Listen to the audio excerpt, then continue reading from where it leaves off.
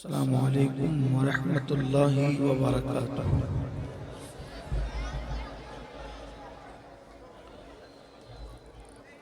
الحمد للہ رب العالمین والشیطان الرجیم، بسم اللہ الرحمن الرحیم۔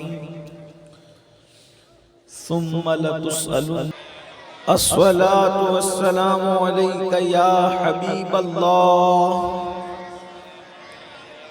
وعلى آلك وأصحابك يا نور الله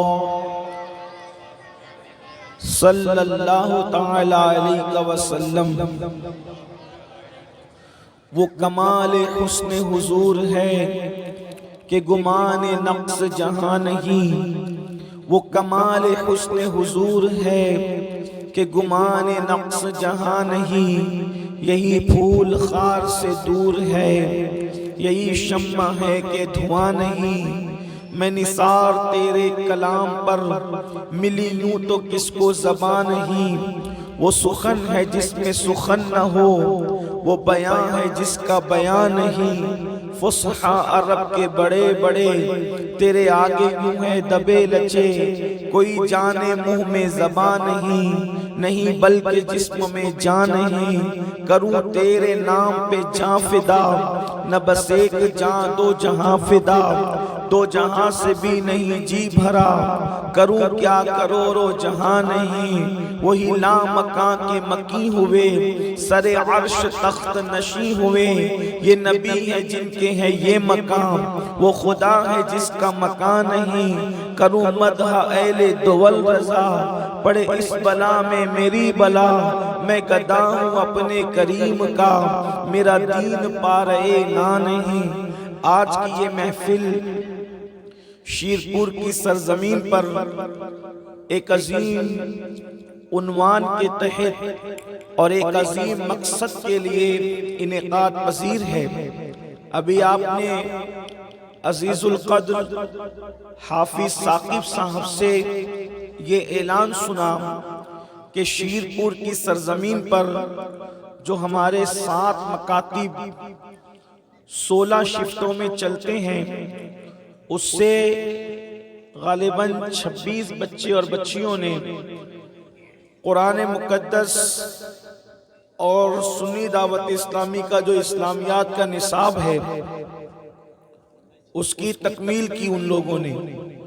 میں مبارکباد پیش کرتا ہوں ہمارے برادر عزیز حافظ تاج محمد رضوی صاحب کو، برادر عزیز جناب حکیم سعید مستری صاحب کو، اور بھی جو لوگ اس میں حصہ لیتے ہیں، پورے شہر کے لوگوں کو مبارکباد پیش کرتا ہوں۔ یہ بڑی بات ہے کہ شہر کے مدارس میں شہر کے بچوں کا پڑھ کر ان کا قاری حافظ ہو کر نکلنا، یہ ایک بڑا کام ہے۔ ہزاروں جلسوں کی وہ اہمیت نہیں ہے جتنی اہمیت ہے آپ کے شہر کے بچے پڑھ لکھ کر آپ کے مستقبل میں آپ کے دست و بازو بنے۔ میں دعا کرتا ہوں اللہ ان 7 مکاتب سے، مدارس سے 70 ہوں اور 70 سے 700 ہوں، اور یہ سلسلہ آگے بڑھتا رہے اور دین کی خدمت ہوتی رہے۔ جو بھی لوگ تعاون کرتے ہیں، ظاہر سی بات ہے 2-4 لوگوں کی محنت سے کچھ نہیں ہوتا، پورا شہر مدد کرتا ہے، تعاون کرتا ہے، تب کہیں جا کر یہ کام انجام کو پہنچتا ہے۔ اللہ تعالیٰ ہر مدد کرنے والے، میرا رب سب کو جانتا ہے، ان کی نیتوں کو جانتا ہے۔ پروردگار عالم سب کو سب کی خدمات کا بہتر صلہ اور بہتر جزا عطا فرمائے، اور اللہ ہم سب سے وہ کام لے کہ جس سے اللہ عز و جل اور اس کے محبوب صلی اللہ علیہ وآلہ وسلم راضی ہو جائیں۔ کام وہ لے لیجئے تم کو جو راضی کرے، ٹھیک ہو نام رضا تم پہ کروڑوں درود۔ میں نے آج کا عنوان جو مجھے اہل شیرپور نے دیا ہے، قوم کا مستقبل کون، اسی مناسبت سے قرآن مقدس کی سورہ مبارکہ کی آخری آیے کریمہ کی تلاوت کرنے کا شرف حاصل کیا ہے۔ اچھی طرح یاد رکھیں کہ دنیا کے اندر قومیں جیتی ہیں اور کبھی کوئی قوم عروج پر جاتی ہے، کبھی کوئی قوم زوال کی طرف جاتی ہے۔ قوموں کے عروج کا سبب کیا ہے اور قوموں کے زوال کا سبب کیا ہے؟ کون سی قوم ترقی کرتی ہے اور کون سی قوم تباہ و برباد ہوتی ہے؟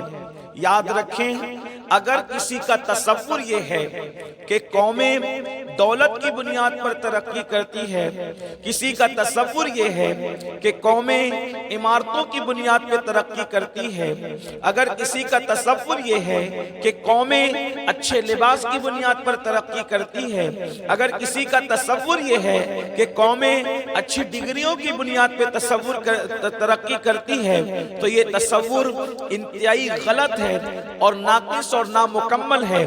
قومیں صرف دولت کی بنیاد پر نہیں، اعلیٰ ڈگریوں کی بنیاد پر نہیں، اعلیٰ عمارتوں کی بنیاد پر نہیں اور قیمتی سواریوں کی بنیاد پر نہیں ترقی کرتی، بلکہ قومیں اچھے انسانوں کی بنیاد پر ترقی کرتی ہے۔ اس لیے کہ اللہ کے رسول صلی اللہ علیہ وآلہ وسلم دنیا میں اچھی عمارتیں بنانے کے لیے نہیں آئے تھے، بلکہ اللہ کے رسول دنیا میں اچھے انسان بنانے کے لیے آئے تھے۔ ایک اچھی عمارت دوسری اچھی عمارت کو جنم نہیں دے سکتی۔ مثال کے طور پر اس ہندوستان کی سرزمین پر جو سب سے خوبصورت عمارت مانی گئی ہے دنیا بھر کے اندر، اس کو تاج محل کہتے ہیں، اس لیے کہ وہ دنیا کی عجائب میں سے ایک عجوبہ ہے۔ لیکن آپ دیکھیں، ایک تاج محل پھر اس نے کوئی دوسرا تاج محل تیار نہیں کیا، کیونکہ ایک عمارت دوسری عمارت نہیں بنا سکتی، لیکن اگر کوئی اچھا انسان آپ بنا دے تو ایک اچھے انسان کی وجہ سے دنیا میں ہزاروں اچھے انسان ترتیب پاتے ہیں۔ مثال کے طور پر اللہ کے رسول صلی اللہ علیہ وآلہ وسلم نے صفا کے چبوترے پہ بیٹھ کر، وہاں کوئی عمارت نہیں تھی، وہاں عمارت میں بظاہر کوئی خوبصورتی نہیں تھی، لیکن صفا کے چبوترے پہ بیٹھ کر میرے آقا نے جو اچھے انسان بنائے، ان اچھے انسانوں کی برکت ہے کہ شرق سے لے کے غرب تک، شمال سے لے کے جنوب تک، اللہ اکبر، عرب سے لے کر کے عجم تک، پوری دنیا میں جو اچھے انسان میرے آقا کی آمد کے بعد پھیلے ہیں، وہ اسی صفا پر بیٹھنے والے اچھے انسانوں کا صدقہ ہے۔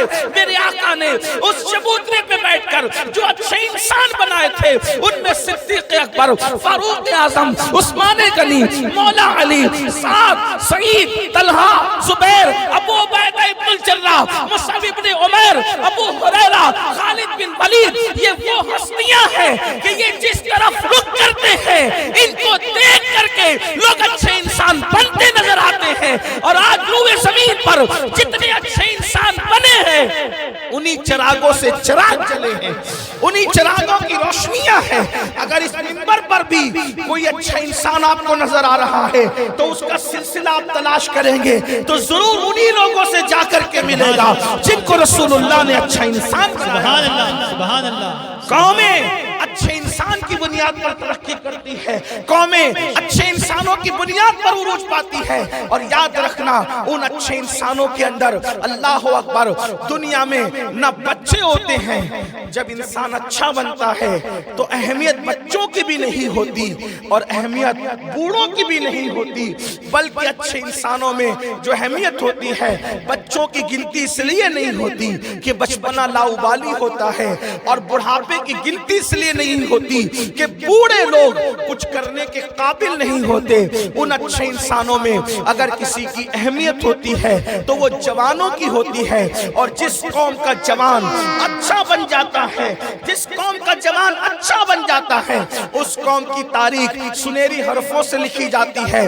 قوموں کا مستقبل ہمیشہ جوان ہوتا ہے، قوموں کا معمار جوان ہوتا ہے، قوموں کے عروج و زوال کے سبب جوانوں سے ہے۔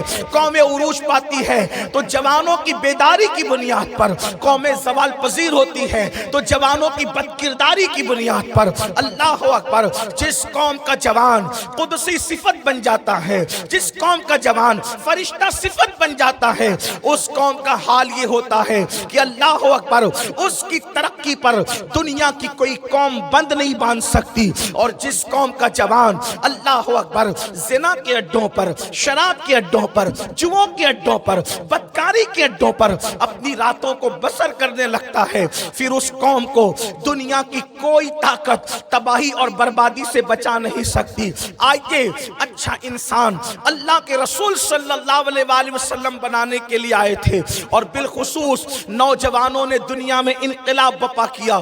آئیے اب تھوڑا سا اس کی طرف بڑھتے ہیں. میرے پیارے آقا صلی اللہ علیہ وآلہ وسلم کے پیارے دیوانوں، اسلام کی سب سے پہلی جنگ جنگ بدر ہے، جس کو اللہ اکبر، جس دن کو اللہ نے قرآن میں یوم الفرقان کہا ہے، یعنی فرق کا دن کہا ہے. اللہ اکبر، بدر کے اندر مکمل طور پر کمانڈ تو رسول اللہ کے ہاتھ میں تھی. ایک چھپر کے نیچے کھڑے ہو کر اللہ کے رسول علیہ السلام اپنے صحابہ پر نظر رکھے ہوئے تھے، ان کی کمانڈ سنبھالے ہوئے تھے. لیکن آپ کو حیرت ہوگی، ان 313 نہتے مجاہدین کے اندر جو بڑی تعداد اگر کسی کی تھی تو وہ نوجوانوں کی تھی. مطلب یہ ہے اگر اشاروں کی بات کی جائے، تفصیل میں نہ جایا جائے، ایک ایک بات کی اگر تفصیل میں جائیں گے تو وقت لگے گا، لیکن اپنے جوانوں کی خصوصی توجہ چاہتا ہوں. آج میری گزارش ہے، آپ نے مجھے جو عنوان دیا ہے اس کو رسمی طور پر سننے کی بجائے اس کو مکمل انہماک کے ساتھ سنیں.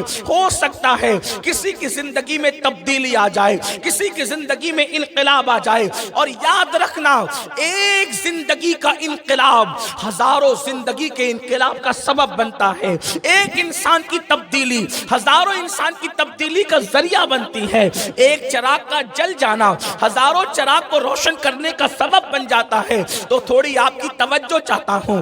بدر کی جنگ جس کو یوم الفرقان کہتے ہیں، مسلمانوں کی مدد کے لیے اللہ اکبر 5000 فرشتے امداد کے لیے آئے تھے. اللہ اللہ، اس جنگ کے اصل فاتحین اللہ اکبر، جنہوں نے محمد الرسول اللہ صلی اللہ علیہ وآلہ وسلم کی قیادت میں بدر کی جنگ جیتی تھی. 1000 کے لشکر جرار پر 313 جو غالب آئے تھے، ان میں اکثریت جوانوں کی تھی، اور وہ سب کے سب جوان تھے. اس لیے کہ میں آپ کو بتاؤں، اللہ اکبر، میرے پیارے آقا صلی اللہ علیہ وسلم کے پیارے دیوانوں، خود حضرت سیدنا سعد ابن ابی وقاص رضی اللہ تعالیٰ عنہ ارشاد فرماتے ہیں کہ میں احد کی جنگ میں جب رسول اللہ کے ساتھ شریک ہوا، اس وقت میرے چہرے پر داڑھی کے بال بھی نہیں نکلے تھے. یعنی اتنی چھوٹی عمر میں، ابتدائی جوانی میں انہوں نے رسول اللہ کے ساتھ جنگ میں شرکت کی تھی. لیکن اگر آپ احد کی جنگ میں حضرت سعد ابن ابی وقاص کا کردار سماعت کریں گے تو آپ کو حیرت ہوگی. وہ نوجوان جس کے چہرے پر ابھی داڑھی کے بال بھی مکمل طور پہ نہیں نکلے تھے، لیکن آپ جانتے ہیں جب دشمن رسول اللہ پر نشانہ بنا کر کے تیر چلا رہا تھا تو اس وقت کوئی بوڑھا سینہ تان کر نہیں کھڑا تھا. جو کھڑا تھا وہ 16 یا 17 سال کا جوان حضرت سعد ابن ابی وقاص تھے، جو اپنے سینے پہ تیر لیتے تھے اور رسول اللہ کی گویا کے حفاظت کرنے کا فریضہ انجام دے رہے تھے، حضور پر اپنے آپ کو نثار کر رہے تھے. اور میرے آقا اس جوان کی حوصلہ افزائی کیسے کر رہے تھے؟ حضرت سعد کے ہاتھوں میں کمان تھا. تھوڑا تصور کریں، اللہ اکبر، 16-17 سال کے جوان کے ہاتھ میں کمان ہے اور حضور تیر اٹھا اٹھا کر کے دیتے ہیں اور کہتے فدا کا امی وابی یا سعد، اے سعد تجھ پر میرے ماں باپ قربان ہو جائیں، تیر چلاتا جا، اللہ تیرا نشانہ کبھی خطا نہ کرے، اللہ تیرا نشانہ کبھی خطا نہ کرے. حضرت سعد کہتے ہیں میرے جذبات کا عالم یہ تھا کہ کئی کمان اس دن میرے ہاتھ کے اندر ٹوٹ گئے. میری حالت یہ تھی. میرے پیارے آقا علیہ السلام کے پیارے دیوانوں، بدر کے فاتحین جوان، احد کے فاتحین جوان، خیبر کے فاتحین جوان، خندق کے فاتحین جوان، اللہ اکبر، بلکہ یہ کہہ لے کربلا کے فاتحین بھی تو سب کے سب جوان تھے، بلکہ اللہ اکبر ان کا کمانڈر ان چیف صرف جوان نہیں بلکہ جنتی جوانوں کا سردار تھا.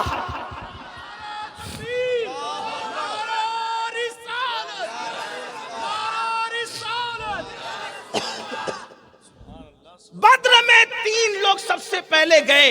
لڑنے کے لیے حضرت مولا علی، سیدنا امیر حمزہ اور حضرت سیدنا حارث کے شہزادے جو حضور علیہ السلام کے چچا زاد تھے وہ گئے۔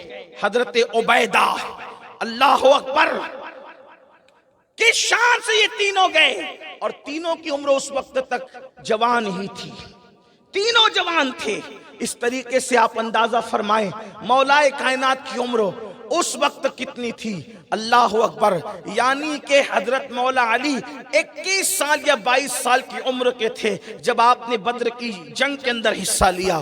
آپ اندازہ فرمائیں حضرت سیدنا ابو موسیٰ اشعری، اللہ اکبر، ان کو یمن کا قاضی بنایا تو ان کی عمر ابھی جو ہے یمن کا قاضی بنتے وقت جو ہے 28 سال سے بھی کم کی عمر تھی، یعنی کہ اللہ کے رسول علیہ السلام خود بھی ہر معاملے میں جوانوں کو آگے بڑھاتے تھے، جوانوں کو اہمیت دیتے تھے، جوانوں کو آگے کرتے تھے۔ سیدنا فاروق اعظم نے جس وقت اسلام کا کلمہ پڑھا، اللہ اکبر، اس وقت آپ بھی جوان تھے۔ صدیق اکبر نے جب اسلام کا کلمہ پڑھا، اللہ اکبر، اس وقت آپ کی عمر بھی بہت زیادہ نہیں تھی۔ عثمان غنی بھی عالم شباب میں، مولا علی بھی عالم شباب میں۔ اس طریقے سے گویا کہ حضور علیہ السلام نے جب اعلان نبوت کیا تو نوجوانوں کی ایک ٹیم تیار ہوئی حضور علیہ السلام کے ارد گرد۔ اگر وہ جوان نہ ہوتے تو پھر وہ 1 صدی تک کے قوم کی رہنمائی کیسے کرتے؟ اللہ کے رسول علیہ السلام نے ان سب کے سب جوانوں کو اکٹھا کیا اور بتایا کہ قوم کے مستقبل کی عمارت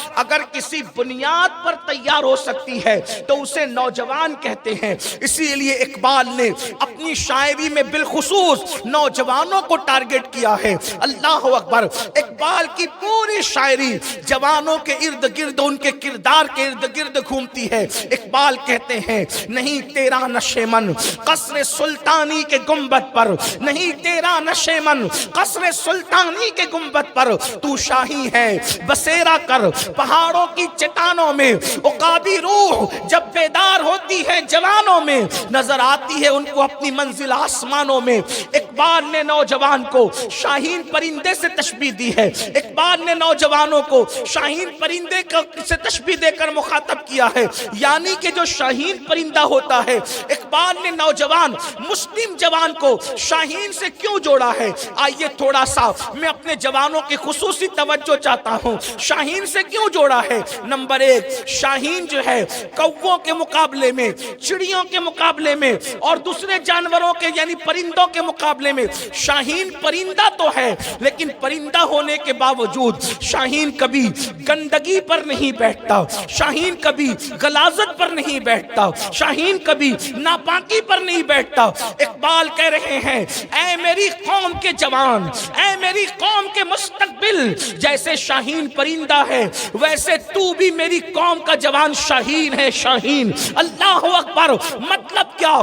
جیسے وہ پرندہ کبھی پاخانے اور گندگی پہ نہیں بیٹھتا، اسی طرح تجھے کبھی گناہوں کی گندگی پر نہیں بیٹھنا، تجھے گناہوں کی غلاظت پر نہیں بیٹھنا۔ اللہ اکبر، آپ اندازہ فرمائیں، مگر یاد رکھیں افسوس وہ قوم کے جوان جن سے قوموں کا مستقبل وابستہ ہے، وہ قوم کے جوان، اللہ اکبر، جو اپنے ناخن تدبیر سے قوم کی زلف پریشاں کو سنوارنے کا فرض انجام دے سکتے ہیں، وہ قوم کے جوان جو اپنے ناخن حکمت سے قوم کی زلف پریشاں کو سنوارنے کی سعادت حاصل کر سکتے ہیں۔ آج اس قوم کے جوانوں کا حال یہ ہے، اللہ اکبر، جوانوں کو احساس ذمہ داری نہیں، جوانوں کو احساس ذمہ داری نہیں۔ آج جوانوں کا کردار کیا بن گیا، آج جوانوں کا کیریکٹر کیا بن گیا، اللہ اکبر۔ آج جوان کا مطلب کیا؟ یعنی گناہوں میں ڈوبے ہوئے۔ آج ہمارے جوانوں کی راتوں کو دیکھو، ہمارے جوانوں کے دن کو دیکھو،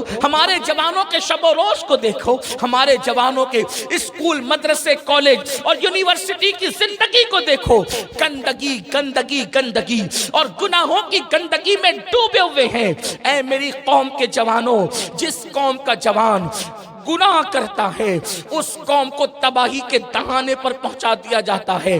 آج پوری دنیا میں مسلمانوں کے خون سے ہولی نہ کھیلی جاتی، آج پوری دنیا میں مسلم بیٹیوں کو پاپ کی نظروں سے نہ دیکھا جاتا، آج پوری دنیا میں مسلم بچیوں کو لاج میں خرید اور فروخت نہ کیا جاتا۔ اللہ اکبر، اگر میری قوم کے جوانوں میں اصحاب کرام کی جوانی کا تقدس ہوتا، اگر میری قوم کے جوانوں میں حضرت علی اکبر کی تفکر ہوتا، اگر میری قوم کے جوانوں میں غازی عباس سلمدار کی غیرت ہوتی، میری قوم کے جوانوں میں خالد بن ولید کا جذبہ ہوتا، میری قوم کے جوانوں میں طارق بن زیاد کا عزم اور حوصلہ ہوتا، میری قوم کے جوانوں میں صلاح الدین ایوبی کا منصوبہ ہوتا۔ افسوس وہ قوم کا جوان جو اپنی راتوں کو تقدس کے ساتھ گزارا کرتا تھا، آج وہ اپنی راتوں کو گناہوں کی نظر کر چکا ہے۔ میرے آقا صلی اللہ علیہ وآلہ وسلم کے دیوانوں، آج انٹرنیٹ کی فراوانی، آج الگ الگ گیمز کی فراوانی، آج الگ الگ فنکشن کی فراوانی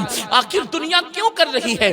آپ کو پتا ہے جو گیم تمہیں کھلوائے جاتے ہیں، ان گیموں پر اسرائیل میں پابندی لگی ہوئی ہے۔ آپ سے پوچھنا چاہتا ہوں، اسرائیل پوری دنیا کو گیموں میں مبتلا کر رہا ہے، اپنے یہاں کیوں پابندی لگا کے رکھی ہے؟ اس لیے کہ وہ جانتے ہیں قوم کا جوان جب گیموں میں مبتلا ہو جائے گا اور وہ بٹن لے کر کے بیٹھا رہے گا نرم نرم گدوں پر، وہ گیم کھیلنے کا موبائل میں عادی ہو جائے گا، وہ اسٹڈی کب کرے گا، وہ تجارت کب کرے گا، وہ تفکر کب کرے گا، وہ فکر کب کرے گا، وہ قوم کی ترقی کا منصوبہ کب بنائے گا، وہ قوم کی کامیابی کے لیے کوششیں کب کرے گا؟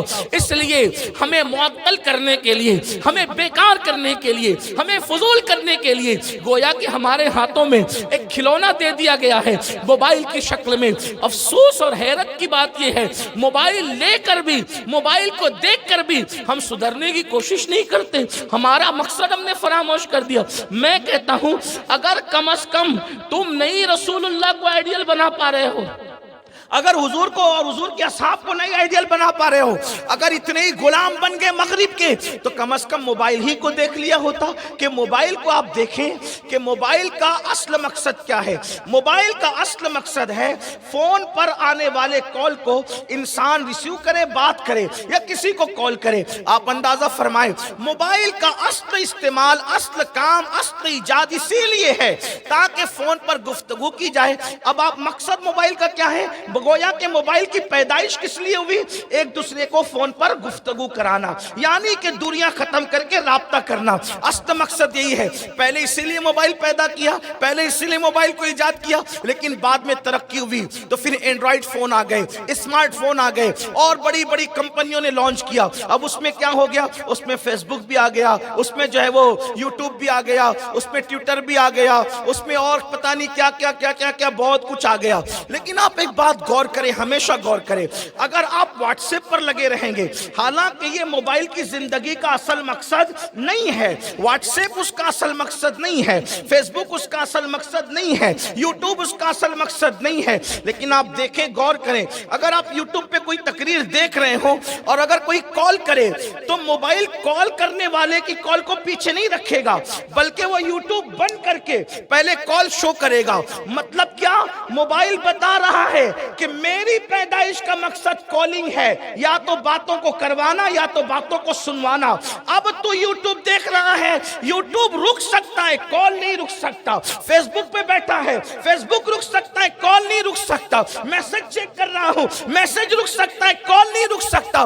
مطلب موبائل کے دیوانوں، موبائل بتا رہا ہے کہ میرے سارے فنکشن اپنی جگہ ہے، مگر میری پیدائش کا مقصد ایک دوسرے کی بات کرانا ہے، تو کال آتا ہے تو سارے فنکشن رکوا کر پہلے وہ کال کو شو کرتا ہے۔ تو کم از کم موبائل ہی سے سیکھ لیے ہوتے، وہ موبائل ہو کر اس لیے عالم کی، خطیب کی، علامہ کی، ایم ایل اے کی، ایم پی کی جیب میں سینے پر ہے کہ اس نے اپنی پیدائش کے مقصد کو فراموش نہیں کیا، وہ کال کو ضرور سنوا رہا ہے سب کو رکوا کے۔ اے مسلمان، تو کیوں پیدا ہوا؟ تو اپنے پیدائش کے مقصد کو کیوں بھول گیا؟ قرآن کہتا ہے وما خلقت الجن والانس الا لیعبدون. اتنا موبائل کا دیوانہ ہے. اس لیے اب میں آپ سے پوچھتا ہوں، اب عبادت کے لیے پیدا ہوئے ہو تو موبائل ہی سے سیکھ لو. موبائل سارے فنکشن کو پیٹ کے پیچھے ڈال کر کال کو آگے کرتا ہے. بس اسی طرح عبادت کے لیے پیدا ہوئے ہو. اگر تم کرکٹ کے میدان میں ہو، چلیے ٹھیک ہے. اگر آپ ورزش کے لیے کرکٹ کھیلتے ہیں، میں چونکہ کوئی مفتی بھی نہیں ہوں اس لیے میں کوئی حکم نہیں لگاتا، اصل حکم مفتیوں سے جا کے پتہ کرنا. لیکن اتنا کہتا ہوں چلو کرکٹ کھیل رہے ورزش کے لیے، کبڈی کھیل رہے ورزش کے لیے، ہاکی کھیل رہے ورزش کے لیے، فٹ بال کھیل رہے ورزش کے لیے، اور بھی کسی کھیل میں مصروف ہو، یعنی کوئی بھی کام میں مصروف ہو، کسی بھی چیز میں مصروف ہو، لیکن پیدا عبادت کے لیے ہوئے ہو. جب عبادت کا وقت آ جائے تو کم از کم موبائل ہی سے سیکھ کر ساری چیزوں کو پیچھے ڈال کر جس مقصد کے لیے دنیا میں آئے ہو اس کی اہمیت دو، اس عبادت کو اہمیت دو، عبادت کی طرف آؤ. تو میرے آقا علیہ السلام کے دیوانوں بیچ میں بات نکل آئی، عرض یہ کر رہا تھا کیا مطلب؟ اللہ اکبر، یہ انٹرنیٹ، یہ سارے فنکشنز اس لیے ہے تاکہ مسلمانوں کے بچے، بالخصوص مسلمانوں کے بچے، اللہ اکبر، چونکہ مسلمان جو ہیں وہ ذہنی غلام ہے. توجہ کرنا، ذہنی غلام ہے. یہ آزاد ہو چکے، ان کے جسم آزاد ہے.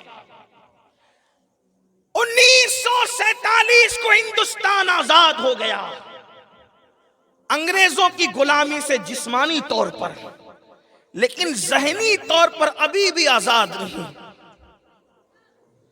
اور مذہب اسلام غلامی نہیں چاہتا، آزادی چاہتا ہے. ہمارا مذہب تو پرندوں کی بھی قید نہیں چاہتا، ہمارا مذہب تو کتے بلیوں کی بھی قید نہیں چاہتا. اور تم قیدی ہو گئے ہیں مغربی فکر کے. ذہنی غلام، ذہنی غلامی کا حال یہ، یعنی مغرب تمہیں جو دے دے آنکھ بند کر کے لے لو. اگر مغرب تمہیں پھٹی پینٹ پہنا دے تمہیں شرم نہیں آئے گی، پہنو گے چونکہ غلام ہوئے ہو. مغرب تمہارے ہاتھوں میں شراب کے پیالے تھمائے، شرم نہیں آئے گی، تم اسے تھام لوگے. مغرب تمہیں داڑیاں منڈوا کر عورتوں کی شکل پہ بنا دے، تم اس کے لیے تیار رہو گے چونکہ تم ذہنی غلام بن چکے ہو. اور یاد رکھنا یہ مغرب کیا ہے، یہ تو بیت الخلا کر کے پانی لینا نہیں جانتے. جو قوم پاخانہ کر کے پانی نہ لے ان کی ذہنی غلامی کر رہے ہو. آؤ اس کی غلامی کی طرف جس کی غلامی بادشاہوں سے افضل ہے، جس کی خدمت کے لیے زمین کا انسان نہیں بلکہ جبریل سدرہ جس کے قدموں کو بوسہ لیتا ہے، آؤ ان کی زلفوں کے اسیر بن جائے. جس دن مسلمان ان کا غلام بنے گا وہ پوری کائنات کا امام بنے گا. نعرہ تکبیر. ہماری قوم کو ذہنی آزادی کی ضرورت ہے، آزادی فکر کی ضرورت ہے. لوگوں نے داڑیاں منڈوائی اور عورتوں کی طرح چہرہ بنوایا. مغرب نے کیا، لے لیا. چوری سکھائی، لے لیا. گالی سکھائی، لے لیا. پھٹے کپڑے دیے، لے لیا. لیکن ایسی شرافت جو اسلام نے اور پیغمبر اسلام نے عطا کی اس کی طرف آنے کے لیے تیار نہیں. کہاں ان کی راتیں؟ توجہ کریں، مغرب میں اور مذہب میں فرق کیا ہے؟ مغرب اور مذہب میں فرق کیا ہے؟ دیکھو، مغرب والوں کی راتیں زنا کرتے ہوئے گزرتی ہیں، مذہب والوں کی راتیں مصلی پر رو کر گزرتی ہیں. دیکھو تو صحیح، مغرب والے اپنا عیسوی نیا سال مناتے ہیں جس کو 31 کہتے ہیں. وہ اپنا نیا سال مناتے ہیں شراب پی کے، ناچ کے، زنا کر کے. اور ہمارے یہاں نیا سال آتا ہے تو اللہ اکبر، ذی الحجہ کی آخری تاریخ ہوتی ہے اور محرم کی پہلی تاریخ ہوتی ہے. وہاں 31 نائٹ آخری تاریخ ہے، 1 جنوری پہلی تاریخ ہے. وہاں پر انتہا، سال کی انتہا شراب، ناچنا، گانا، عورتوں کے ساتھ بدکاری ہے. اور ہمارے یہاں ذی الحجہ کا آخری تاریخ اور محرم کی پہلی تاریخ، گویا کہ سال جاتا ہے، سال آتا ہے تو ذی الحجہ میں دیکھو تو اسماعیل علیہ السلام کی قربانی ہے، اور محرم میں دیکھو امام حسین کی قربانی ہے.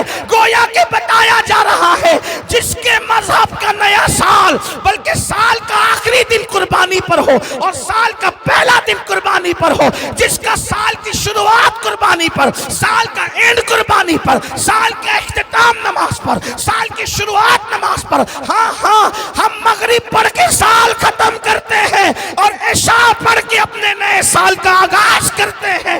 جس کے سال کی انتہا نماز مغرب پہ ہوتی ہے، سال کی ابتدا عشاء کی نماز پہ ہوتی ہے، یہ مذہب والوں کا سال ہے. اور جو ناچ کر سال ختم کر کے ناچ کے سال شروع کرتے ہیں وہ مغرب والوں کا سال ہے. اب بتاؤ، اتنی شرافت تمہارے مذہب میں ہے اور تم دوسروں کو تاک جھانک کر رہے ہو؟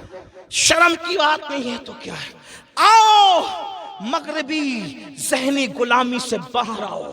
ستاروں کے آگے جہاں اور بھی ہے، ابھی عشق کے امتحان اور بھی ہے. تو شاہی پرواز ہے کام تیرا، تیرے سامنے آسمان اور بھی ہے. اے میری قوم کے جوانوں، تم کسی کی نقل کے لیے نہیں بلکہ تم لوگوں کو اپنا نقال بنانے کے لیے پیدا ہوئے ہو.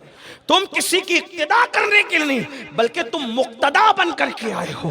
ہمارے سروں پر اللہ نے ایمان کا تاج رکھا، یا ایھا الذین آمنو جیسے عظیم لقب سے نوازا، لقد کرمنا بنی آدم جیسے عظیم اللہ اکبر لقب کا جھومر ہماری پیشانیوں پر سجایا. اللہ اکبر اللہ اکبر. اور خلیفہ فی الارض کا عظیم تاج حضرت انسان تیرے سر پہ رکھا گیا. اللہ تو وہ ہے کہ جب تو نے بولا، جب تو نے بولنا شروع کیا تو فرشتے تیرے آگے خاموش ہو گئے.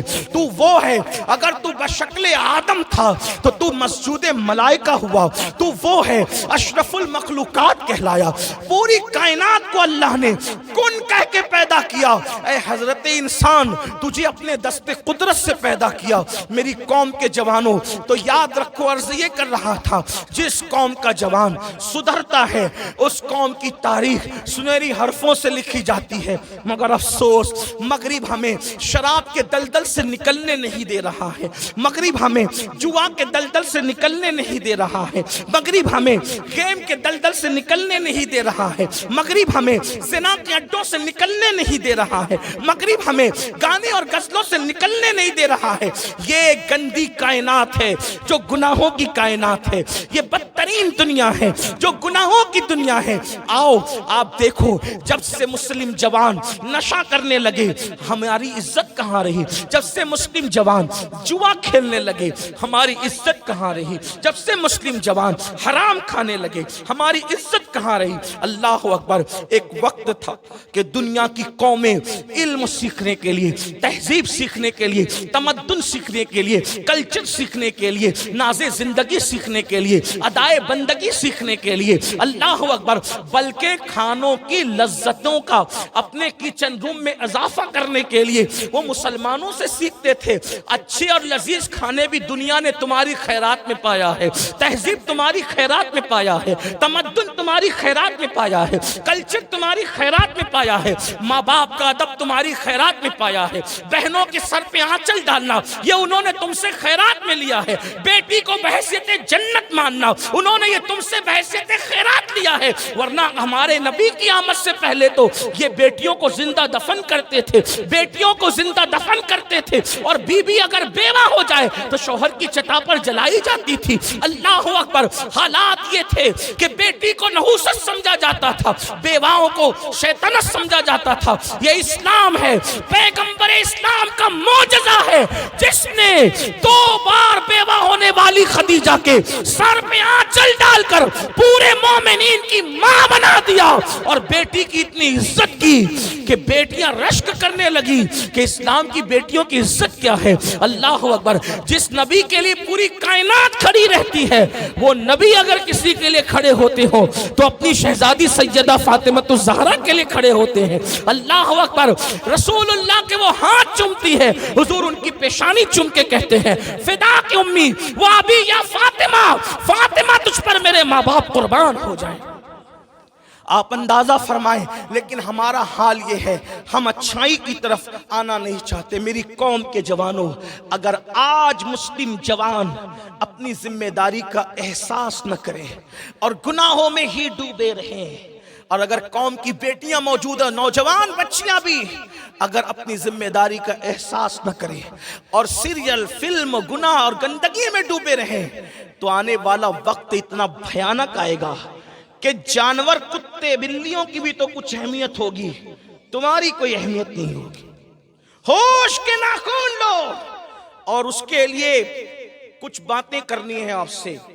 نمبر 1، اس لیے کہ اگر رونا ہی روتے رہے تو بہت ٹائم چلا جائے، میں رونے کی بجائے کچھ مسائل کے تدارک کی بات کرتے ہیں۔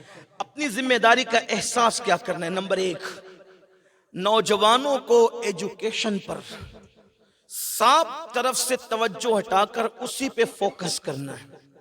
صرف خود نہیں، اپنے بھائی، اپنی بہنیں، صرف اپنے بھائی، اپنی بہنیں نہیں، بلکہ محلے کے جتنے بچے ہیں ان کے لیے بھی کوشش کرنا ہے کہ ان میں سے کوئی بھی ان پڑھ اور جاہل نہ رہے۔ علم کی شمع لے کر آگے بڑھنا ہے، کیونکہ اللہ کے رسول علیہ السلام نے 23 سال کی قلیل مدت میں جو انقلاب بپا کیا تھا خطہ عرب میں، بلکہ شرق سے لے کے غرب تک، وہ خالص علمی انقلاب تھا۔ نمبر 1، علم کی شمع کو لے کر آگے بڑھنا ہے۔ اس کے لیے آپ کو ذہن سازی کرنی ہوگی۔ نکڑوں پہ بیٹھ کے گٹکا کھا کھا کر کے تھوک کر اور پان کی پچکاریاں مار کر اور فلم اور سیریل کی بات کر کے آپ قوم کو کچھ نہیں دے سکتے۔ میں کہتا ہوں، بڑھ کے کہتا ہوں، آپ ہیرو کی نقل کیوں کرتے ہو؟ ہیرو کو چاہیے کہ وہ آپ کی نقل کرے۔ آپ ایسے بنو، آپ ایسے کیوں نہیں بنتے؟ کیوں نہیں بن سکتے؟ آپ کہیں گے یہ ہو سکتا ہے، میں نے کہا کیوں نہیں ہو سکتا؟ ہو سکتا، بالکل ہو سکتا ہے۔ آپ اس کو دیکھ کے ناچنے کی بجائے آپ ایسے بنو کہ وہ آپ کو دیکھ کے ناچنا بن کرے۔ آپ اس کو دیکھ کر کمر مٹکانے کی بجائے آپ اتنی سنجیدگی سے چلو۔ لا تمشی فی الارض مرحا کی تفسیر کے تحت کہ وہ کمر مٹکانے کی بجائے سنجیدگی سے چلنا سیکھ لے۔ وجہ اس کے پاس آرٹیفیشل فن ہے اور تمہارے پاس محمد الرسول اللہ کی زندگی ہے۔ کہاں وہ مصنوع اور کہاں وہ آرٹیفیشل زندگی اور کہاں محمد الرسول اللہ کی وہ حقائق والی زندگی کہ خدا کی قسم جب وہ چلے تو اللہ کا قرآن قسم اٹھائے، لا اقسم بہذا البلد، جن کے چلنے پہ قرآن قسم اٹھائے۔ اس نبی کی زندگی اپناتے کیوں نہیں اور نکلتے کیوں نہیں اس گندگی کے خول سے باہر؟ تو علم کی طرف پیش رفت کرو، کوئی جاہل اور ان پڑھ نہ رہے۔ اور آپ کہتے ہیں کوئی ساتھ نہیں دیتا، میں کہا نہ دے۔ یہ بات یاد رکھنا، میں نے تو اپنی اس چھوٹی سی زندگی میں تقریباً کم و بیش 11 یا 12 سال کی عمر سے اس فیلڈ میں قدم رکھا ہے۔ حالانکہ شیرپور کے جو لوگ ہیں نوجوان، مجھے جو ہے وہ ان کو پتا ہو یا نہ پتا ہو، جو بڑی عمر کے لوگ ہیں انہوں نے اس وقت بھی میری تقریر سنی ہے جب میرے چہرے پہ داڑھی کے بال نہیں نکلے تھے۔ وہ لوگ شاید موجود ہوں، لیکن آپ سے عرض کرنا چاہتا ہوں، اگر کوئی یہ کہتا ہے کہ لوگ ہمارا ساتھ نہ دیتے، میں نے کہا نہ دے، کیونکہ اللہ کا وعدہ ہے ان تنصر اللہ ینصرکم، اگر تم اللہ کے دین کی مدد کرو گے تو اللہ تمہاری مدد کرے گا۔ جس کی مدد اللہ کرے پھر اس کی کوئی مدد کرے یا نہ کرے کوئی مسئلہ ہی نہیں ہے، اور جس کا مددگار اللہ ہو پھر اس کو کسی کی مدد کی ضرورت نہیں رہتی۔ لیکن کوئی اٹھے تو صحیح، علم کو عام کرو۔ کب تک کہ خود غرض بنے رہو گے؟ کب تک سوتے پڑے رہو گے؟ جاہل نہ رہنے دو اپنی قوم کے کسی بچے کو۔ اگر ہم ایک نسل پر علم کے حوالے سے محنت کر لیں، انشاءاللہ کم سے کم 300 سال تک اس کی برکات ہمیں نصیب ہوگی، کم سے کم 3 صدیوں تک۔ بس محنت کر لیں، شیرپور والے شیرپور پہ کر لیں، املیر والے املیر پہ کر لیں، مالیگاؤں والے مالیگاؤں پہ کر لیں، اسی طرح ممبئی والے ممبئی پہ کر لیں، جو شہر جس شہر میں رہتا ہے۔ بلکہ اگر شہر تک کی آپ کی حد نہیں ہے، میرے جیسے اگر آپ چھوٹے موٹے ہیں، محلے تک کی ہی حیثیت ہے تو محلے پر ہی محنت کر لو، صرف محلے پر۔ ایک محلہ ہی تمام محلوں کے لیے انشاءاللہ جو ہے وہ مثالی کردار ادا کرے گا۔ نمبر 1 ایجوکیشن، اس پہ لمبی بات نہیں کرتا۔ نمبر 2 مسلمانوں کو چاہیے کہ اپنے آپسی غیر ضروری مسائل کی پر نہ ڈسکس کرے نہ اس پر اختلاف کرے۔ غیر ضروری مسائل کی بات کر رہا ہوں، جو غیر ضروری مسائل ہیں، مثال کے طور پر غیر ضروری مسئلے میں 2 مسئلے بیان کرتا ہوں، باقی کہ آپ اس کو سمجھ لیں کہ غیر ضروری کیا کیا ہے۔ ایک غیر ضروری مسئلہ ہے برادری کا، کہ کون سی برادری افضل۔ سب کے دل کے اور دماغ کے اندر ایک بھوت سوار ہے، میں جس برادری میں ہوں وہ برادری افضل۔ لیکن آپ سے پوچھتا ہوں، برادریاں کہاں سے ہیں؟ قبیلے کہاں سے ہیں؟ سب کا اینڈ ہے آدم علیہ السلام۔ کوئی ہے ایسا جو آدم کے علاوہ کسی سے پیدا ہوا؟ اگر کوئی ہے تو ذرا اس کا نام مجھے بتا دے، ذرا ہم بھی زیارت کریں کہ کوئی آدمی کے سوا بھی اور کوئی ہے، بتائیں۔ جب سب کا اینڈ انصاری ہو، مغل ہو، پٹھان ہو، شیخ ہو، اور بھی پتہ نہیں کیا کیا برادریاں آپ کے یہاں ہے، تو یہ سب کا اینڈ کہاں جاتا ہے؟ آدم علیہ السلام۔ اور آدم کیا ہے؟ اگر میں کہوں تو بات نہیں بنتی۔ آئیے جان آدم سے پوچھے آدم کیا ہے، تو اللہ کے رسول نے فرمایا کلکم من آدم، تم سب آدم سے ہو، وہ آدم من تراب، اور آدم کو اللہ نے مٹی سے پیدا کیا۔ بس ختم ہے، قصہ ہی ختم ہے۔ اب کون افضل ہے؟ اب کون؟ ایک تو یہ کہ تم سب مٹی سے پیدا ہوئے، نمبر 2 اگر عاجزی کرو تو یہ کہو کہ ہم مٹی سے بنے، اور اگر بہت غرور اور گھمنڈ اور ناز کرنے کا کوئی کسی کو اگر بہت ہی شوق ہو تو پھر کہہ دو کہ ہم نبی کی اولاد ہیں۔ عاجزی کرو تو کہو کہ ہم مٹی سے بنے، اور اگر ناز کرنا تو کہو نبی کی اولاد ہے کہ نہیں نبی کی اولاد۔ بنے مٹی سے ہو لیکن ہو نبی کی اولاد۔ تو نبی کی اولاد اگر ہو تو نبی کے نقش قدم پہ تو چلو۔ ہزاروں گناہ کرنے کے بعد بھی کہے لگا رہے ہو، وہ نبی تو جو اپنا بابا ہے، اپنے باپ ہیں، اپنے باپ ہیں، ایک لغزش پیغمبرانہ ہوئی تو 200 سال تک روتے رہے۔ ایک لغزش پیغمبرانہ پہ 200 سال روتے ہیں، یہاں ہزاروں گناہ کرتے ہیں، آنسو بھی نہیں آتا۔ کیسے نبی کے بیٹے ہو؟ تو عاجزی کرو تو مٹی سے بنے ہو، ناز کرو تو نبی کی اولاد ہو۔ اب بتاؤ کیا کوئی نبی کی اولاد حقیر ہو سکتی ہے؟ بتائیں، نبی کی اولاد۔ پھر آپ نے یہ کہاں سے نکالا وہ حقیر ہے، وہ حقیر ہے، وہ حقیر ہے؟ اور کوئی بڑا ہو سکتا ہے مٹی سے پیدا ہونے والا؟ مٹی سے بنے ہو۔ حضرت امام غزالی رحمت اللہ تعالی علیہ فرماتے ہیں، میرے استاد ایک راستے سے جا رہے تھے، دیکھا کہ ایک شخص گھمنڈ سے چل رہا ہے، ایک جوان گھمنڈ سے چل، کہا گھمنڈ سے مت چل، گھمنڈ سے چلنا اللہ کو پسند نہیں، گھمنڈ سے مت چل۔ اس نے نہیں سنا، نوجوان تھا، نوجوان جلدی مانتے نہیں ہیں۔ اس نے کہا آپ مجھے نہیں جانتے میں کون ہوں؟ کہا بیٹا اچھی طرح جانتا ہوں تو کون ہے؟ کہا کون ہوں؟ کہا تیری ابتدا ناپاک نطفہ ہے اور تیری انتہا قبر کی سڑی ہوئی مٹی ہے، بس یہی تیری حقیقت ہے۔ اور تو کیا ہے؟ پیدا ہوا ناپاک قطرے سے، مرے گا تو قبر میں سڑی ہوئی مٹی ہوگا، اور کیا ہے؟ اب اس کے درمیان پیدا ہوا ناپاک قطرے سے اور بننا ہے قبر کی سڑی ہوئی مٹی، اس کے درمیان کیا ہے؟ اگر خدا کو راضی کر لے تو بعض فرشتوں سے بہتر ہو جائے، اور خدا کو ناراض کر لے تو کتوں سے بدتر ہو جائے۔ اب بتا تیری بہتری کس میں؟ راضی کر لے خدا کو تو بعض فرشتوں سے تو افضل ہے، فرشتوں سے افضل ہے، اور ناراض کر لے تو پھر کتا تجھ سے افضل۔ بابا بلے شاہ کہتے اٹھ بلیا، اٹھ بلیا چل یار منا لے ورنہ بازی لے گئے کتے۔ تو ایک تو یہ لا یعنی مسئلے پر ڈسکس ہی مت کرو، اور جو کرتے ہیں ان کو اپنے حال پہ چھوڑ دو، کیونکہ انہوں نے کچھ کرنا ہی نہیں۔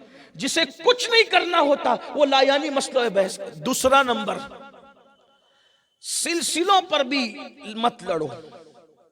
میرا سلسلہ افضل، تیرا سلسلہ افضل، تیرا پیر افضل، میرا پیر افضل، کہاں سے لائیے؟ قرآن کیا کہتا ہے؟ افضل کون؟ ان اکرمکم عند اللہ اتقاکم، اللہ کے نزدیک عزت والا اور بڑا وہ انسان ہے جو اللہ سے سب سے زیادہ ڈرتا ہے۔ اور کون کتنا ڈرتا ہے یہ کہاں سے پتا چلے؟ اس کی کوئی سند ہے؟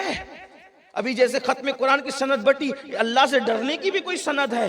کہاں لکھا ہے کہ یہ زیادہ ڈرتا ہے یا یہ زیادہ ڈرتا ہے یا یہ زیادہ ڈرتا ہے؟ اللہ کے رسول علیہ السلام فرماتے التقوی ہاں ہونا، اللہ کا ڈر تو یہاں ہے۔ کب تم نے کسی کا دل چیر کے دیکھا ہے؟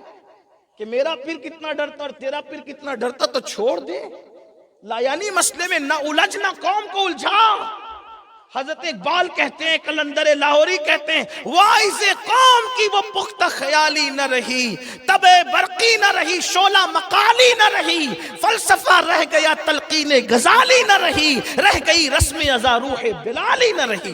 اس روح کو آواز دو، عشق مصطفیٰ کو دل میں بساؤ اور لا یعنی مسئلوں سے نکلو، علم کی شمع جلاؤ. نمبر 2، اخلاق اپنے اندر پیدا کرو. وہ اخلاق جس کو دیکھ کر کے مصطفیٰ جان رحمت کے اخلاق یاد آ جائے. کیسے اخلاق تھی اپنے نبی صلی اللہ علیہ وآلہ وسلم کے. یاد رکھنا، سفید چمڑیاں یا گورے چہرے متاثر نہیں کرتے. اگر کوئی چیز متاثر کرتی ہے تو وہ اخلاق متاثر کرتے. کیا اخلاق تھے اللہ کے رسول علیہ السلام کے اخلاق؟ آئیے اس پر ایک نظر ڈالتے ہیں، پھر آگے بڑھتے ہیں. اللہ اکبر. میری قوم کے جوانوں، یہ جو ہم قوموں کے درمیان ایک بہت بڑے چیلنج کا مقابلہ کر رہے ہیں، یہ آپ کے لیے وہ عظیم سرمایہ ہے، مشعل راہ ہے. اگر آپ اس کو اپنے دامن میں سمیٹ کے لے جاؤ گے تو فقیر قادری کو دعا دو گے انشاءاللہ. یاد رکھنا، اخلاق کیسے ہونے چاہیے، اخلاق کا معیار کیسا ہونا چاہیے. اللہ اللہ. ایک شخص ہے مکہ المکرمہ میں، اس کو دنیا ابو الحکم کہتی ہے، لیکن اہل اسلام اس کو ابو جہل کہتے ہیں. ابو جہل کا ایک غلام ہے جو بھی مسلمان نہیں ہے. ابو جہل کے حکم پر وہ رسول اللہ کو پتھر مارتا ہے، حضور کے اصحاب کے کپڑے پھاڑتا ہے، حضور کے اصحاب کو گالیاں دیتا ہے، بڑے دکھ دیتا ہے، بڑی تکلیفیں پہنچاتا ہے. ایسے میں مکی دور ہے، مکی دور کے اندر گویا کہ چوہے بھی کود رہے تھے اور مسلمانوں کو تکلیفیں پہنچانے کے لیے ہر بندہ تیار تھا. اللہ اللہ. چونکہ وہ ابو جہل کا غلام تھا، کہتے ہیں کہ چائے سے زیادہ پیالیاں گرم ہوتی ہے. غلام آقاؤں کو راضی کرنے کے لیے بڑی محنت کرتے ہیں، بڑھ بڑھ کے کام کرتے ہیں. اللہ اللہ. بڑے فکرے کستا ہے. میرے آقا رستے سے تشریف لے جاتے ہیں، حضور کو صدمے دیتا ہے، حضور کو اذیت دیتا ہے، اصحاب مصطفیٰ کی توہین کرتا ہے، ان کے کپڑے پھاڑتا ہے، ان کو زخمی کرتا ہے. لیکن ایک مرتبہ میرے اور آپ کے آقا قائد المرسلین سید العالمین اللہ اکبر صاحب خلق عظیم مصطفیٰ جان رحمت صلی اللہ علیہ وآلہ وسلم ایک ضروری کام سے اپنے چند اصحاب کے ساتھ جا رہے ہیں. ذرا توجہ کرنا میری قوم کے جوانوں، اچھی طرح توجہ کرنا. لوگ آج لنگڑے لولے بہانے لگاتے ہیں، مولانا بڑا دشمنوں کا دور ہے، بڑا نفرتوں کا دور ہے، بڑا ایسا دور ہے، میرا ویسا دور ہے. میں نے کہا کوئی دور کچھ نہیں. مکی دور میں صحابہ نے جو زندگی گزاری، ایسی نفرتوں کے دور سے کوئی گزر نہیں سکتا، ایسی اذیتوں کے دور سے کوئی گزر نہیں سکتا. اللہ اکبر. ایسی تکلیفوں کے دور سے کوئی گزر نہیں سکتا. اللہ اکبر.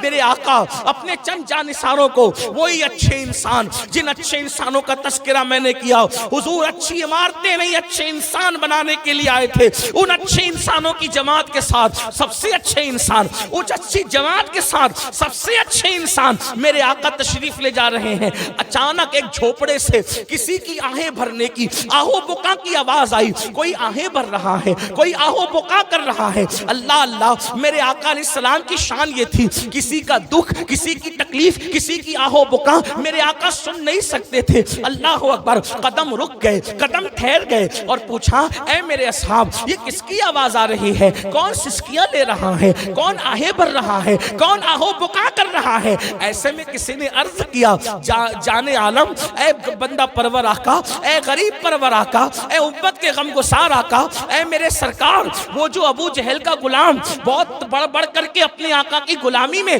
چمچگیری کرتا تھا اور وہ بہت ستاتا تھا صحاب کو، آپ کو بھی تکلیف دیتا تھا، اتنا بیمار پڑا ہے کہ ابو جہل نے اس کو اپنے گھر سے نکال کر جھوپڑے میں ڈال دیا ہے اور اب اس کے پاس سنائے کوئی رہتا نہیں ہے. وہی سسکیاں لے رہا ہے، نہ دوائیاں ہیں، نہ سرانے کوئی غم گسار ہے، نہ کوئی تسلی دینے والا ہے. یہ چیخ پکار کر رہا ہے.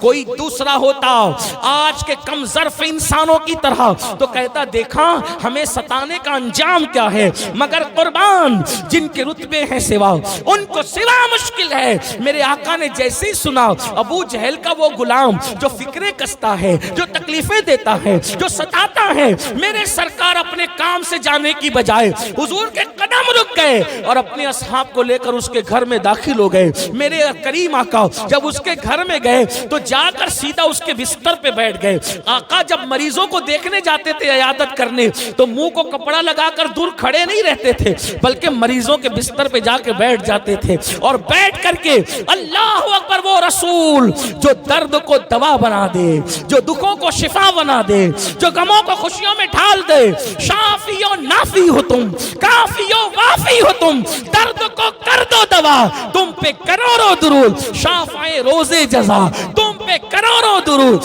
دافعے جملہ بلا تم پہ کروڑوں درود. اللہ اکبر. میرے آقا اس دشمن خدا و رسول کے بستر پہ بیٹھ جاتے ہیں اور وہ بخار کے اندر تڑپ رہا تھا اور تڑپتے ہوئے پچھاڑے لیتا تھا اور زور سے چلا چلا کے کہتا تھا جب میرے اندر طاقت تھی سب نے مجھ سے کام لیا, آج میں بیمار ہو گیا ہوں, ہائے مجھے لوگوں نے ضائع کر دیا, ہائے لوگوں نے مجھے ضائع کر دیا, ہائے لوگوں نے مجھے ضائع کر دیا.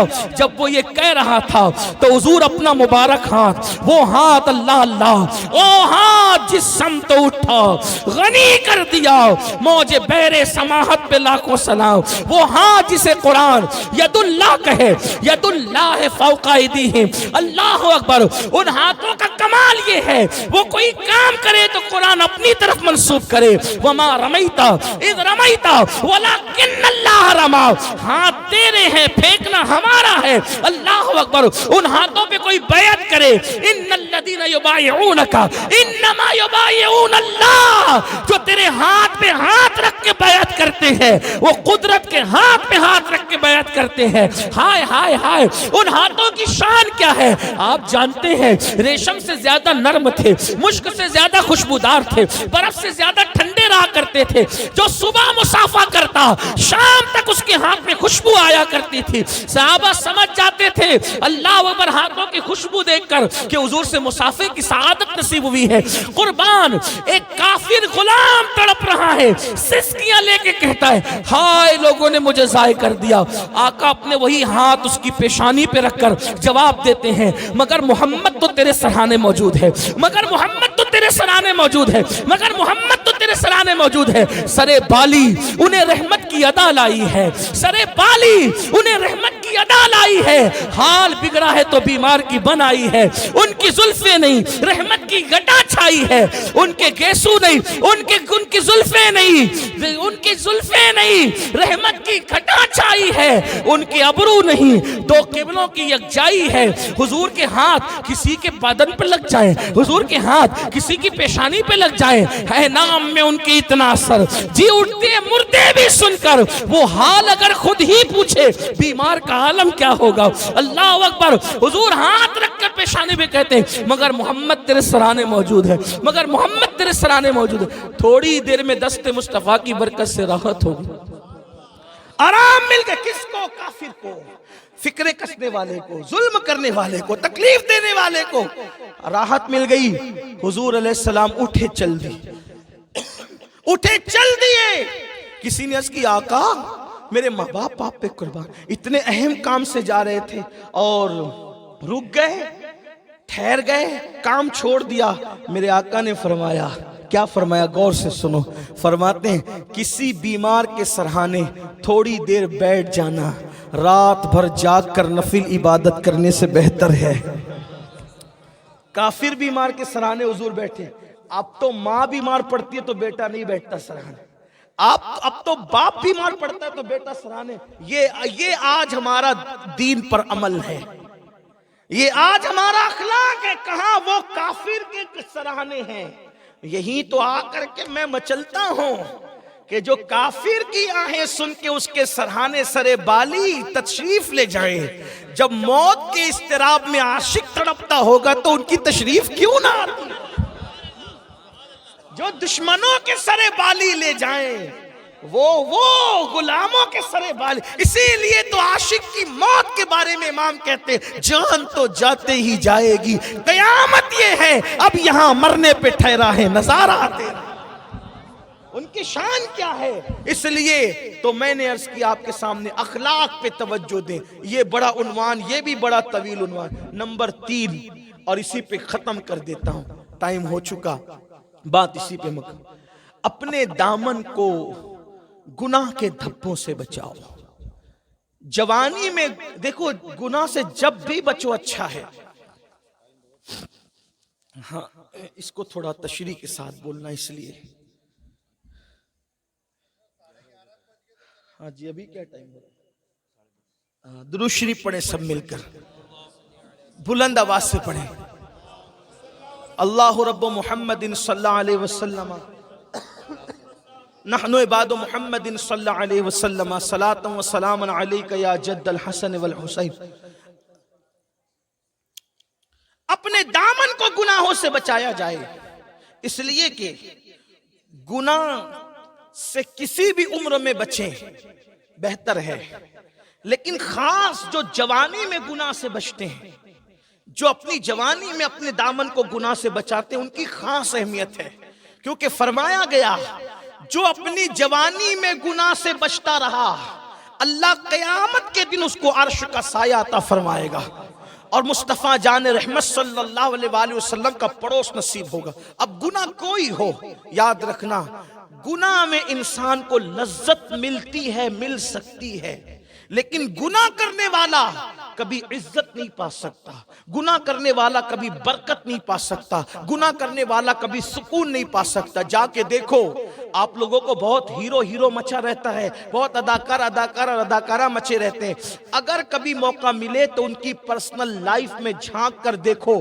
یاد رکھنا میں بہت بڑی بات کہہ رہا ہوں اور اپنے جوانوں کی توجہ چاہتا ہوں, اور شاید اگر ان تک بھی کسی طرح بات پہنچے تو وہ اس کی تصدیق کریں گے کہ یہ فقیر بے پر کی نہیں بلکہ حقیقت کہہ رہا ہے. جاؤ جا کر کسی اداکارہ کی اور اداکار کی جو ناچتے ہیں گاتے ہیں اسکرین پر آ کر زنا کرتے ہیں, اور تم ان کی نقل میں ننگے سر گھومتے ہو, ان کی نقل میں جو ہے وہ پھٹے کپڑے پہنتے ہو, پھٹی ہوئی جنس پہن کر کے لعنت مول لیتے ہو, اپنے آپ کو ننگا کر کے اپنی رانے دکھاتے ہو. یاد رکھو ان کی پرسنل لائف میں جھانک کر دیکھو, جتنے سکون سے تم سوتے ہو اتنے سکون کی نیند ان کو نہیں آتی. اس لیے کہ اللہ کے رسول علیہ السلام کے فرمان کا مفہوم ہے, اس کو دل کے کانوں سے سننا. جب کوئی اللہ کی نافرمانی کرتا ہے, جب کوئی اللہ کی نافرمانی کرتا ہے, جب کوئی گناہ پر دلیر ہو جاتا ہے, جب کوئی اللہ رب العزت کے غضب کو دعوت دیتا ہے, تو اللہ اس کی اولاد, اس کا مال اور اس کی راحتیں اس سے اٹھا لیتا ہے. یعنی گناہ کرنے والے کو اولاد سے فائدہ نہیں پہنچتا, دولت سے فائدہ نہیں پہنچتا, مال اور دولت سے اس کو فائدہ نہیں ملتا, اس کے نرم گدوں سے اس کو فائدہ نہیں ملتا, اس کے پرسکون مکان کو ہی اس کے لیے کانٹوں کی سیج بنا دیا جاتا ہے. آپ گناہ کو سمجھتے کیا ہیں؟ اللہ اکبر. جاؤ جا کر کے ان نچنیوں, زانیوں, شرابی, جوا کرنے والوں کی زندگی کو دیکھو. مال تو ہے لیکن ان کے دلوں کو سکون نہیں, نرم گدے تو ہیں مگر اطمینان کی نیند نہیں. باڈی گارڈ اللہ اکبر ان کے سرانے اور پیتانے کھڑے ہیں لیکن ہر وقت موت کا کھٹکا ہے. آپ نے کبھی کسی ان نچنیوں میں سے اتنی فری ماحول میں اس طرح بیٹھ کر بھی کسی کو باتیں کرتے دیکھا ہے؟ کبھی نہیں دیکھا ہوگا. یہ کام تو محمد عربی کے فقیروں کا ہے. اللہ اکبر کہ کسی بھی ماحول میں بیٹھ کر کے بات کرتے کیوں؟ یہ سکون کیوں ہے؟ یہ قوم اپنے نبی کی آنکھوں کو ٹھنڈا کرتی ہے, اللہ نے ان کے دلوں کو ٹھنڈا کر دیا ہے. یہ قوم نے اللہ اکبر مصطفیٰ جان رحمت کے وہ محنت کیے ہوئے دین کی حفاظت کو اپنا شعار اور اپنا معمول بنا لیا ہے. اللہ نے ان کی زندگیوں کی حفاظت کی ہے, ان کی زندگیوں کو حفاظت کی ہے, ان کی زندگیوں کا محافظ خداوند قدوس ہے. تو عرض یہ کر رہا تھا جہاں گناہ ہے وہاں فنا ہے. میری قوم کے جوانوں, آج آپ کے مسائل یہی ہے نا کہ آپ بڑے بے چین ہیں, آپ بڑے بے قرار ہیں, آپ بڑے مضطرب ہیں, آپ بہت تڑپ رہے ہیں. کسی کو روزی کا مسئلہ ہے, کسی کو اقتدار کا مسئلہ ہے, کسی کو شادی کا مسئلہ ہے, کسی کو گھر کا مسئلہ ہے, کسی کو جو ہے وہ کوئی مسئلہ ہے. سب کوئی نہ کوئی مسئلے میں گھرے ہوئے ہیں. آؤ سب مسائل حل ہوں گے. ایک مسئلہ آپ حل کر دو, سارے مسائل اللہ حل فرما دے گا. وہ مسئلہ کیا ہے؟ ہم گناہ کرنا چھوڑ دیں, ظاہر و باطن میں گناہ کرنا چھوڑ دے, بالخصوص نوجوان. پھر دیکھو اس کا کرم کیسے چھما چھم برستا ہے, اس کے کرم کی برسات کیسے ہوتی ہے. جب تک مسلم جوان گناہوں سے بچتے رہے, بڑی دشمنوں کے ماحول میں بھی سکون کی زندگی تھی. مجھے یہاں ایک بڑا خوبصورت سا واقعہ یاد آتا ہے. آج کل جوانوں کا کیا؟ دیکھو فلمی دنیا نے بہت غلام بنایا آپ کو اور آپ ان کی نقل کر رہے ہو. یہ پہلے آپ سمجھ لیں کہ ہماری زندگی 3 گھنٹے کی فلم نہیں ہے. پہلے اتنا آپ سمجھ لیں. ہماری زندگی چند ہفتوں کی وہ قسطوں والی سیریل نہیں ہے. ہمیں روز جینا ہے، روز لوگوں کے درمیان جانا ہے، روز کھانا ہے، روز پینا ہے، روز مسائل کا سامنا کرنا ہے، روزانہ لوگوں کو فیس کرنا ہے. 3 گھنٹے والی فلم کو آپ کبھی بھی اپنے لیے آئیڈیل نہیں بنا سکتے. اگر بنائیں گے سوائے تباہی کے کچھ نہیں ہے. آج لیکن فلم کے غلام ہو. جس لڑکی نے جس لڑکے کو دیکھا، اللہ ماشاءاللہ سب لڑکیاں ایسے نہیں ہوتی لیکن ماحول ایسا ہے، بس اس سے آنکھیں چاروں بھی. محبت اتنی سستی نہیں ہے کہ ایسے آنکھیں چاروں کر بھی سیو ہو جائے. نہیں، محبت بڑی چیز ہے اور محبت عبادت کا دوسرا نام ہے. آج کل کے لڑکے لڑکیاں محبت نہیں کرتے، نفسانیت کرتے. کیونکہ جہاں محبت ہوتی ہے وہاں ایک دوسرے کے ساتھ زنا نہیں ہوتا. محبت میں کبھی بھی زنا نہیں ہوگا، اور جہاں زنا ہوا وہاں نفسانیت تھی، محبت نہ تھی. ارے محبت تو جان دے کر کسی کی آبرو بچانے کا نام ہے. یہ زنا کرنے کا نام کب سے محبت ہو گیا؟ لیکن یہ ہیرو نے سکھایا. اسی طرح ایک دوسرے کے ساتھ بھاگنے کی بات. بلکہ بڑی معذرت کے ساتھ سیریلوں نے وہ دن دکھائے ہیں کہ مسلم بچیاں بھی اوروں کا ہاتھ پکڑ کر جا رہی. احساس ہی نہیں ہے، احساس ہی نہیں. لیکن میں اپنی قوم کی بیٹیوں سے ایک بات کرنا چاہتا ہوں. جس لڑکے کے تم نے ہاتھ میں ہاتھ دیا اور وہ کلمہ نہیں پڑھتا، مطلب یہ کہ وہ خدا کا غدار ہے. تو جو خدا کا غدار ہو سکتا ہے وہ تیرا کب وفادار ہو؟ قرآن کہتا ہے، قرآن مشرک سے مسلمان غلام بہتر ہے تیرے لیے. ہاں، اور یہ چمڑیوں کو جو سلیکٹ کرتے ہو نا، سفید چمڑیاں، اور یہ ایک طوفان بدتمیزی بپا ہے. کیا؟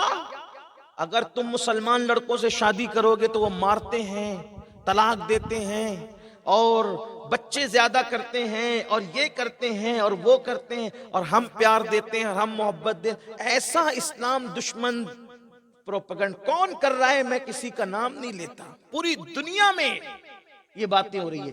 لیکن آپ سے ایک بات پوچھتا ہوں، اور یہ بیچاری بولی بالی بچیوں کو ایک مغرب اسلام دشمن طاقتیں یورپ ذہن دے رہی ہے تمہیں مسلمان پیار نہیں دے گا، نہیں دے گا، نہیں دے گا. میں کہتا ہوں آپ سے، مسلمان بیوی کو جتنا پیار دیتا ہے نا، نہ کسی نے دیا ہے اور نہ وہ دے سکتا ہے. ہاں، یہ بات سچی ہے. اور مسلمانوں میں بھی جو دیندار طبقہ ہے وہ جتنا پیار دیتا ہے اپنی بیوی کو کوئی اور نہیں دے سکتا. آپ سے پوچھتا ہوں، میں نے بہت بولا یہ بات، اسی لیے تو اپنے بیگانے کچھ ایسے بھی ہے نا کہ میری ذات ان کو کھٹکتی ہے، کیونکہ میں بولتا ہوں، اور میں اس لیے بولتا ہوں کہ اس بولنے کو میں عبادت سمجھتا ہوں، اس لیے کچھ چھپاتا نہیں. آپ سے پوچھتا ہوں، خداؤں کے نام پر عمارتیں بنی ہیں ہر مذہب میں. خدا سچے جھوٹے کی بات نہیں ہو رہی ہے، لیکن آپ غور سے سنیں اپنی بیٹیوں کی طرف. خداؤں کے نام پہ ہر مذہب میں عمارتیں بنی ہے. بیوی کے نام پہ عمارت کس مذہب نے بنائی؟ آپ بتائیں. ہمارے یہاں خدا کے نام پہ بھی بنی، توجہ، خدا کے نام پہ بھی بنی، اس کو مسجد کہتے ہیں، اور بیوی کے نام پہ جو بنی اس کو تاج محل کہتے ہیں. نہیں ہے کوئی ایسے دنیا میں شوہر جس نے اپنی بیوی کے لیے بنایا؟ یہ کون تھا؟ اسی شاہ جہاں کو محمد عربی کا غلام کہتے. تو یہ جو خبط ہے نا سیریلوں کے ذریعے سے کہ کسی کا بھی ہاتھ پکڑ لو، یاد رکھنا آج نہیں تو کل قوم کی بیٹی تجھے پچھتانا پڑے گا. تو خون کی آنسو روئے گی میری قوم کی بیٹی. اس لیے اگر تو محمد الرسول اللہ کی کنیز ہے تو تجھے اپنے لیے جو پسند کرنا ہے وہ محمد الرسول اللہ کا غلام ہی پسند کرنا ہے. مذہب کی حدیں نہ توڑو، تباہی کے سوا کچھ نصیب نہیں ہوگا. اور یہ 4 دن کی چاندنی ہے، بلکہ میں تو یہ کہتا ہوں اگر کسی بیٹی کو اچھا رشتہ نہیں آتا وہ صبر کر کے بوڑھی ہو جائے اسی حالت. اللہ جنت میں اس کا بہتر صلہ دے گا. بتاؤں آپ کو صلہ کیا ہے؟ صبر کا صلہ کیا ہے؟ حضرت مریم، یہ عیسیٰ علیہ السلام کی امی ہے، شادی نہیں ہوئی، کنواری رہی، لیکن کنواری رہ کر ایسے پردے میں رہی، ایسے پردے میں رہی، ایسے پردے میں رہی، ایسے تقوی پرہیزگاری پر رہی. اللہ کو یہ ادا اتنی پسند آئی تو حضرت مریم کو جنت میں رسول اللہ کی دلہن بنایا جائے گا. دیکھیں تقوی کی برکت، دیکھیں پرہیزگاری کی برکت، دیکھیں. ایک حجرے میں ایسی رہی کہ کسی مرد کو اپنا چہرہ نہیں دکھایا اور نہ کسی مرد کو دیکھا. انعام کیا ملا تقوی کا کہ سب سے بہترین ہستی مالک جنت کے ساتھ جنت میں ان کا نکاح ہو. دیکھا؟ تو میں آپ سے کہنا چاہتا ہوں میری قوم کی بیٹیوں، اگر اچھا رشتہ نہیں، صبر کرو. کوئی ضروری ہے کہ ہر بیٹی جو ہے وہ معاذ اللہ ثم معاذ اللہ گھر چھوڑ کر کے آنگن ہی دیکھ لے؟ کوئی ضروری ہے نہیں.